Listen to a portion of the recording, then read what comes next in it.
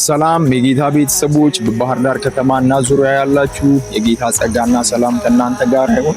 ወንድማችሁ ነብይ ምን ያህል ነኝ። ጌታ እንግዲህ ዛሬ መልካምን ዜና ለመናገር በፊታችሁ አብቅቶኛል። ይሄ መልካም ዜና ምንድነው?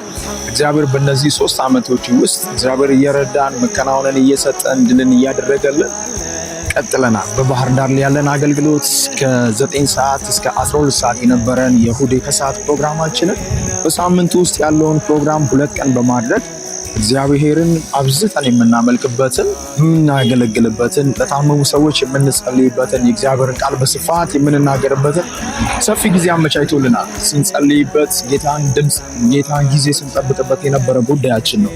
ስለሆነም ማስታወቂያን ለመናገር ልቀጥልና ከማክሰኞ ከ4 ሰዓት ተኩል እስከ 9 ሰዓት በዕለተ እሁድም ደግሞ ከ4 ሰዓት ተኩል እስከ 9 ሰዓት የሚቆይ የጸሎት የፎስ የተአምራት ፕሮግራም ይኖረናል። በተለመደው ስፍራ አሲኗራ ሆቴል ፊት ለፊት ወደ ትልቁ ሙሉ ወንጌል የሚያስገባው ወደ ቀኝ እንደታጠፋችሁ ሁለተኛው ግቢ ላይ ያገኙናል። እንደተለመደው ጌታ በዕለቱ ፈውስን፣ ድንቅን፣ ተአምራትን፣ ምልክትን ያደርግልናል። ይህ ዓመት የሞገስ ዓመታችን ነው። በብዙዎቻችሁ ላይ ሞገስ በ2018 ይለቀቃል።